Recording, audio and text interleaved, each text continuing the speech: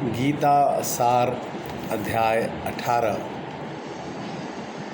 हिंदी में गीता का 18 अध्याय का सार इस रूप में कि सत्यमेव जयते। कई विद्वान कहते हैं कि काम्य कर्मों के त्याग देने से मनुष्य सन्यासी बन जाता है।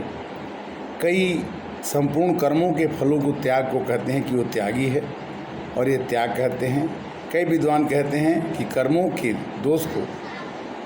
को दोष की तरह से छोड़ देना चाहिए, यानी जो भी काम होते हैं उसमें दोष जरूर होता है। कई लोग कहते हैं कि यज्ञ, दान और तप ये तीनों कर्म कभी भी नहीं छोड़ना चाहिए। अर्जुन को श्री कृष्ण भगवान कहते हैं कि संन्यास और त्याग इन दोनों में पहले तू त्याग के विषय में मेरा मत सुनो, क्योंकि हे पुरुष श्रेष्ठ, त्याग 3 प्रकार का होता है। त्याग 3 प्रकार का होता है। तप रूप कर्मों का त्याग नहीं करना चाहिए, प्रत्युत इनके न करते हो तो जरूर करना चाहिए।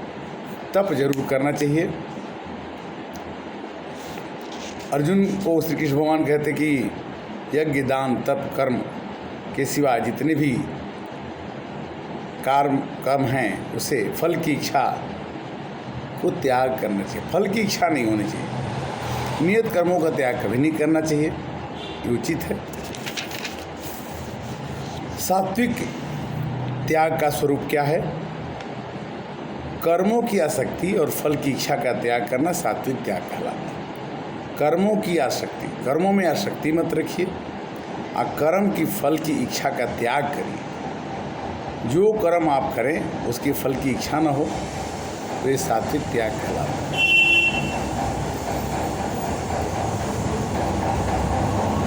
राजस त्याग क्या है?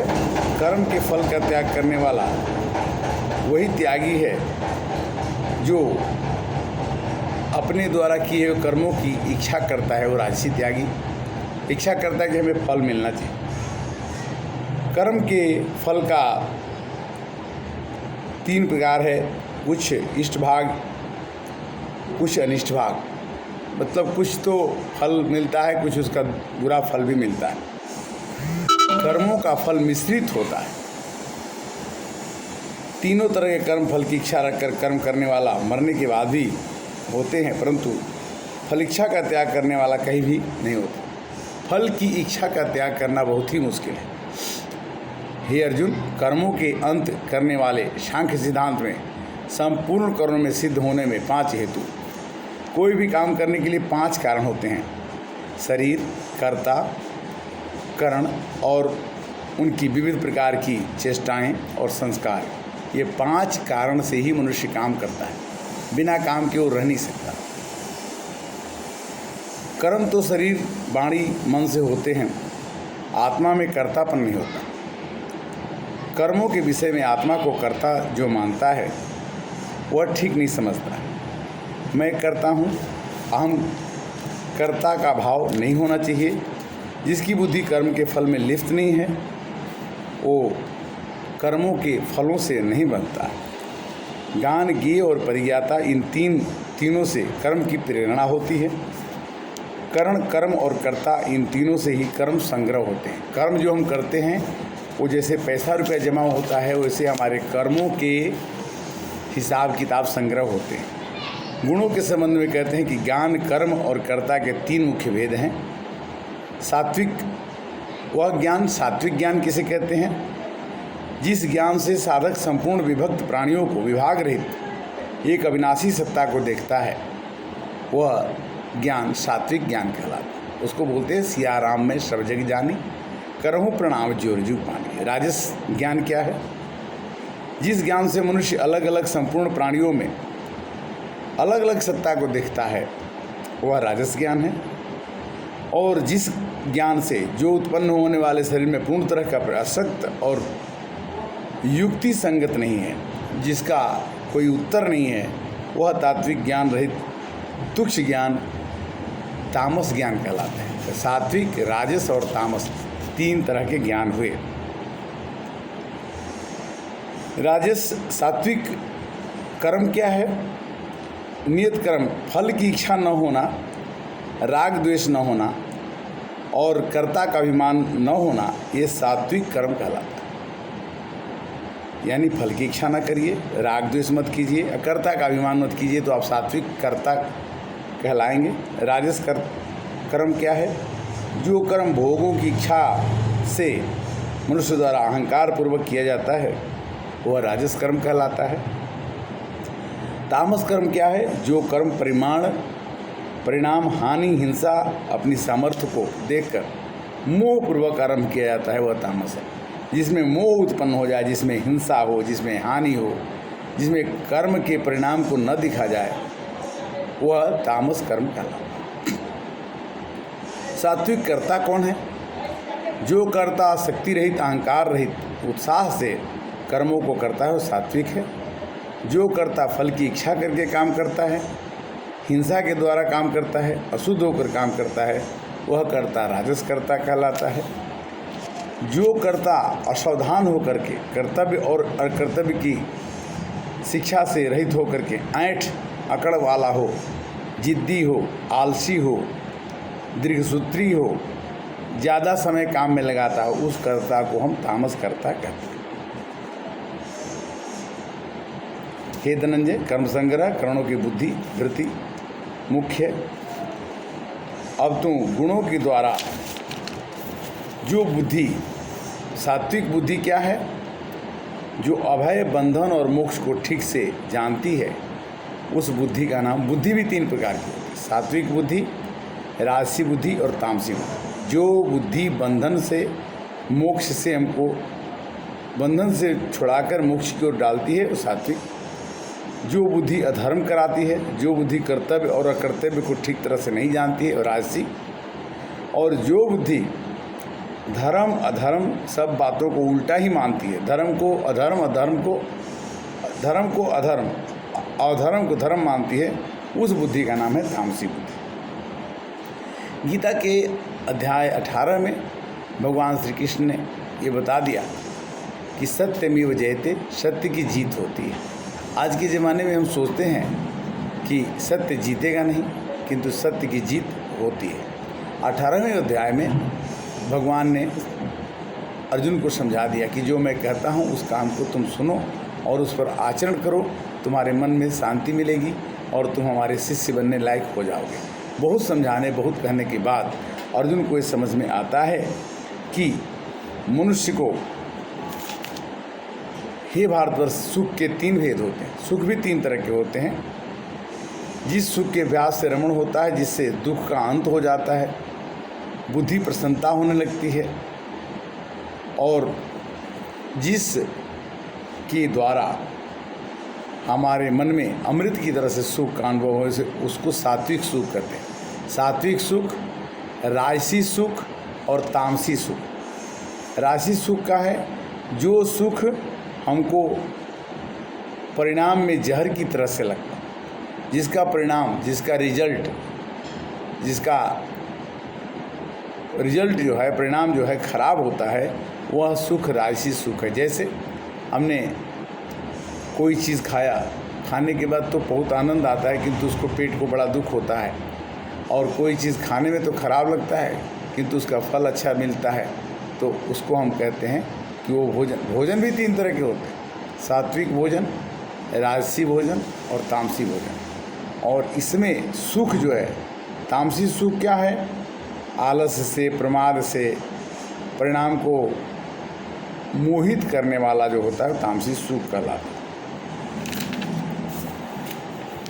ब्राह्मण के स्वभाव क्या हैं? भगवान ने, श्री कृष्ण भगवान ने बताया अर्जुन को कि ब्राह्मण के स्वभाव क्या होना चाहिए? मन का निग्रह करना, इंद्रियों को वश में करना, धर्म पालन के लिए कष्ट रहना, बाहर भीतर से शुद्ध रहना, दूसरे के अपराध को क्षमा करना, शरीर मन आदि की में सरलता रखना, वेद शास्त्र का अध्ययन करना, यज्ञ विधि पूर्वक अनुभव में लाना, परमात्मा वेद आदि में आस्तिक भाव रखना, ये ब्राह्मण के स्वभाव। क्षत्रिय के स्वभाव क्या हैं? शूरवीरता, तेज, धैर्य, प्रजा के संचालन आदि की चतुरता, युद्ध में कभी पीठ न दिखाना, दान देना, शासन करना, ये क्षत्रिय के स्वभाव गीता में वर्णित है 18 अध्याय में। वैश्य के स्वभाव खेती करना, गाय की रक्षा करना, शुद्ध व्यापार करना ये वैश्य के स्वभाव है, और शूद्र के स्वभाव चारों वर्णों की सेवा करना यह शूद्र का स्वभाव है। यह गीता के 18वें अध्याय में, गीता का अंतिम अध्याय में भगवान श्री कृष्ण ने अर्जुन को समझाया। संसार जो आदमी संसार में पैदा हुआ है, संपूर्ण मनुष्य परमात्मा को सिद्धि के लिए यत्न करना चाहिए, भगवान को प्राप्त करने के लिए यत्न करना चाहिए। दोष युक्त होने पर भी, हर एक काम दोष युक्त है, किंतु दोष युक्त होने पर भी उसे हमें करना पड़ता है और करना चाहिए, क्योंकि जैसे हम आग लगती है तो उसमें धुआं निकलता है, बाद में आग जलने लगती है, किंतु धुआं जो है ग्राह्य नहीं है, वो अग्राह्य है। उसी तरह से हर एक काम में जो हम काम करते हैं उसमें तकलीफ़ ज़रूर है।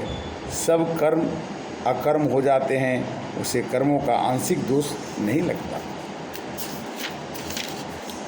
राग द्वेष छोड़कर निरंतर परमात्मा को ध्यान में लगाए रखिए।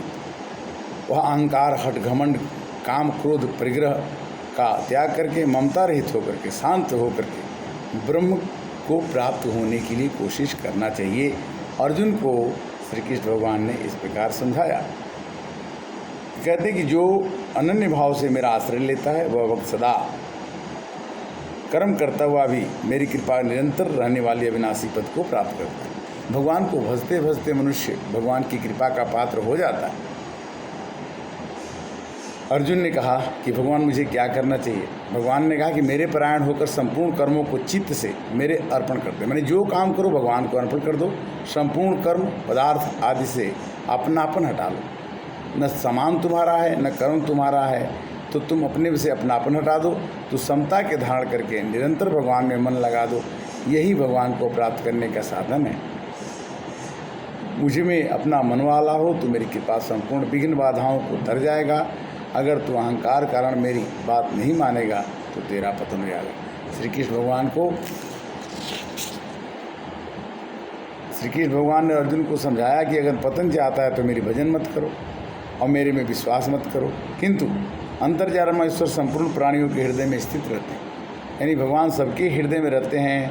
वो अपनी माया से शरीर रूपी यंत्र पर आरूढ़ हुए संपूर्ण प्राणियों के उसके स्वभाव के अनुसार घुमाते हैं। जो जैसा मांगता है, जो जैसा चाहता है, भगवान उसे वैसा ही प्राप्त करते हैं। भगवान ने कहा कि तू मेरा भक्त हो जाओ, तू मुझे मनवाला हो जाओ, तुम मेरी पूजन करो, तुम मुझे नमस्कार करो, और मैं प्रतिज्ञा करता हूँ कि तुम मेरा अत्यंत प्यारा बन जाएगा। यानी जो भगवान का हरिका भजे सो हरिका होई, जो भगवान का भजन करता है उसको भगवान में श्रद्धा हो जाती है और वो भगवान को प्राप्त करने में सफल हो जाता है। जो मनुष्य केवल सदापूर्वक मेरे उपदेश को सुन लेगा और वह संपूर्ण पापों से मुक्त होकर के पुष्प कार्यों, पुण्य कार्यों के ऊंचे लोकों को प्राप्त हो जाएगा। भगवान के गुणों को सुनना चाहिए, भगवान के गुणों को दूसरे को सुनाना चाहिए, और इस तरह से भगवान के द्वारा गीता के कुछ श्लोकों का हिंदी में हमने चर्चा किया। आज 4 जून और मंगलवार दिन है। आज बीजेपी का सत्य का जीत के उपलक्ष्य में ये सत्यमेव जयते, सत्य की जीत होती है। 5 पांडव जीत जाते हैं और 100 कौरव हार जाते हैं। ये सत्यमेव जयते के उपलक्ष्य में हमने आपसे गीता की चर्चा की, और आप इस सनातन धर्म को खड़ा करने के लिए धर्मो रक्षति धर्मः। कभी भी जब रावण को विभीषण ने देखा तो राम जी से बोला कि रावण रथी बिरथी रघुबीरा, देखी विभीषण भयों अधीरा। इस तरह की बात देख करके उसे बड़ा दुख हुआ कि रावण के पास इतनी सेना है और राम जी के पास सेना नहीं है, जीतेंगे कैसे। आज वही दशा लगती है कि ये इतना बड़ा भारत में 140 करोड़ जनता बीजेपी को, सनातन धर्म को कैसे जिताएगी। तो जनता भी बड़ी मजबूत है, जिताएगी ज़रूर। विश्वास से आज का कथा का विश्राम हम यही करेंगे। फिर अगले एपिसोड में 347 में फिर से मिलेंगे। मानस ज्ञान के द्वारा आप सुनते हैं, मानस ज्ञान द्वारा मानस के चौपाइयों का अवगहन करते हैं। गीता का पाठ भी इसी के थ्रू होता है। कहने का भाव एक ही है कि जितना समय हो सके भगवान की चर्चा करते रहिए। करने कराने वाले तो ही हैं, हम तो केवल एक उनके सेवक हैं। सेवक पर ममता होनी चाहिए। सेवक पर भगवान ममता रखते हैं, भक्त पर भगवान अपना कृपा करते हैं। भक्त बन के रहिए, थोड़ा अपने अंदर भक्ति का भाव रखिए तो जीत तो संभव है। हरे कृष्णा।